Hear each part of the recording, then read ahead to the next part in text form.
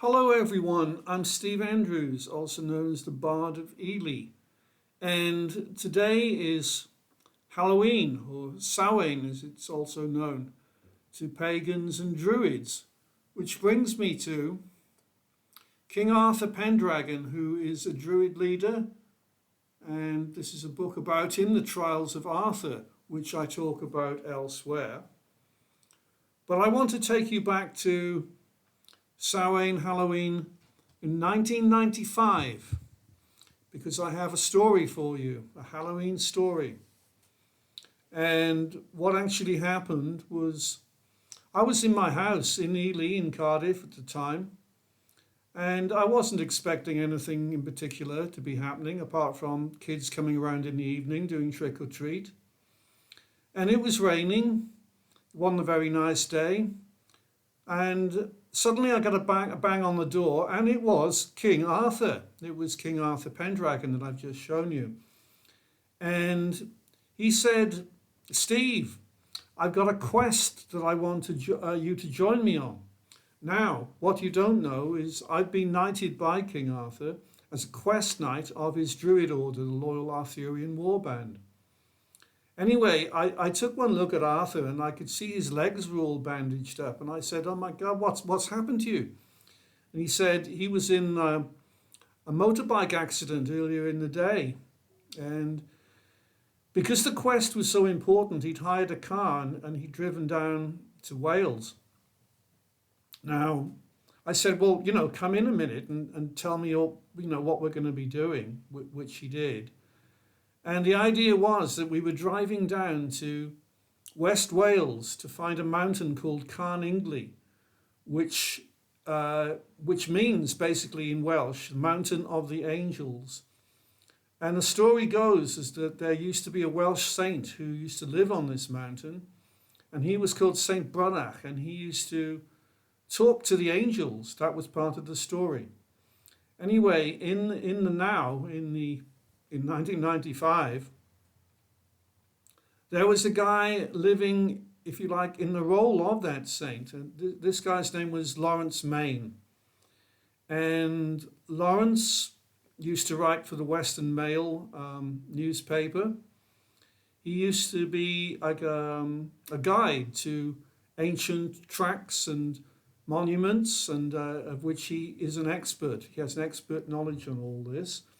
And anyway, at the time, he was living in a tent up on Carn Ingli, and he was doing a thing called the Dragon Project, in which people were sleeping in the tent with him, alongside him, and then he would wake them up when they were in REM sleep and ask them to record whatever they'd been dreaming.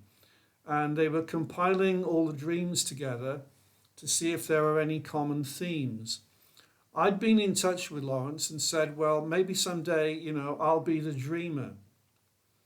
Anyhow, this was going to be like the ideal opportunity for it, because Laurence had told Arthur that he wanted to be knighted on Samhain night on the sacred mountain of Carn Ingli down in West Wales. And so that's what it was all about. We were going down to find Laurence.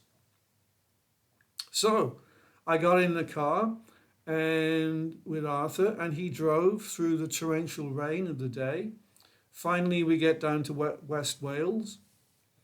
We went to a shop somewhere to get some bits and pieces, and we went to find the mountain. And Arthur was struggling a bit because of his bad leg, so I went on ahead, and I will never forget this. Laurence was coming down the mountain, and Laurence has I got a green beard. Laurence had like a big white beard, and he had dreadlocks, and he was barefoot, and this was amazing. He was wearing shorts, and this is like Halloween night, and it was cold. Anyhow, he said, oh, you must be Steve. I said, hi, Laurence. He said, yeah, and Arthur he could see, so he went down to help Arthur up to where we were going to be staying on Carn Ingli Peak. There was a flat piece of ground there. And we got there, and shortly after, we were joined by two women. One of them was called Emma, and she lived in a farm down in the valley. And the other one was a young woman from Nova Scotia, of all places, and her name was Megan. And she'd been hitchhiking. She was trying to get to Ireland, and she was going to go over from Fishguard. But she'd met Emma, and Emma had befriended her and said maybe she'd like to come up Carn Ingli to meet this guy that was up on the mountain, Laurence. And so they'd come up, and not expecting to meet us there as well. Anyway, we all, made our introductions and talked for a bit. But then it was starting to get, cold and dark, and this is like Halloween night. So Emma said to Megan, maybe she'd like to come back down to the farmhouse now because it was getting, colder. And Megan surprised us all because she said, no, would it be okay if I stay here with you guys?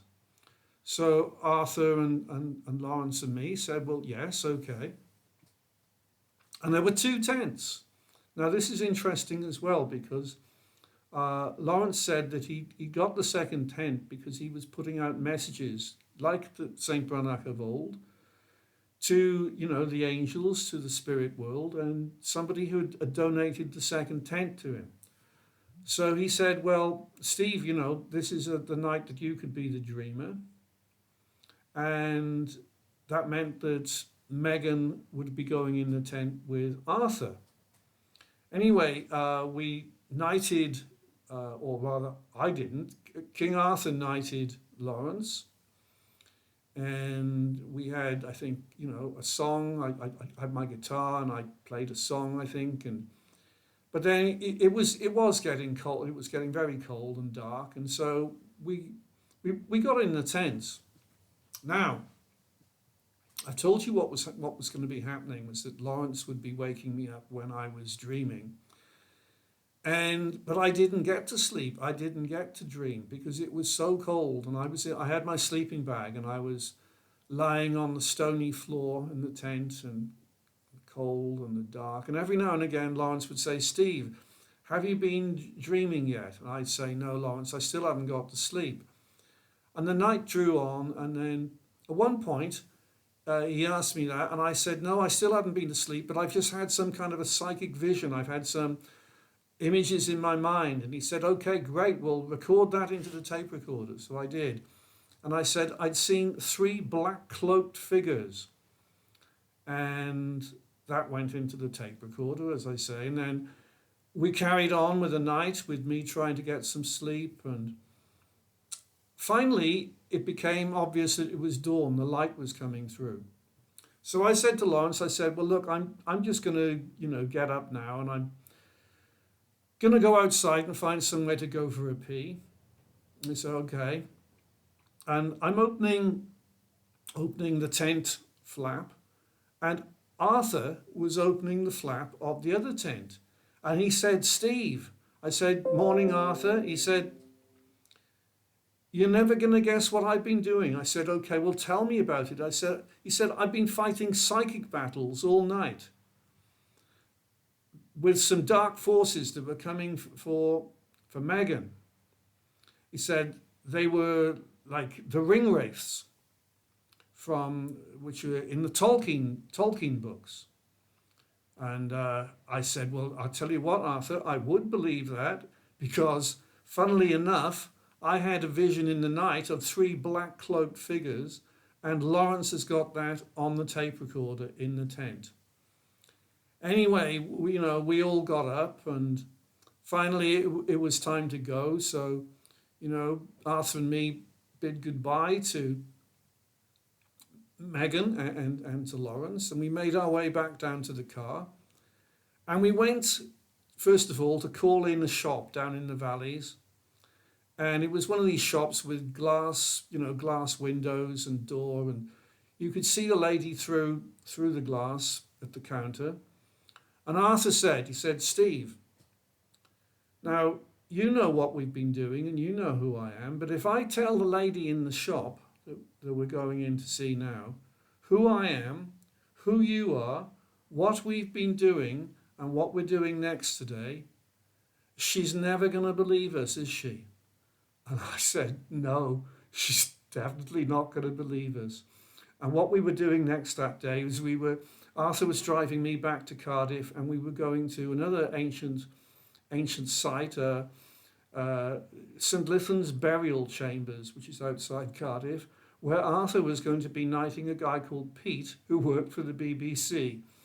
And that was what we were doing later today.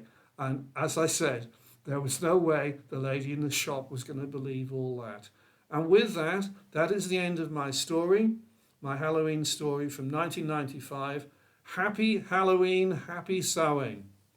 I'm Steve Andrews.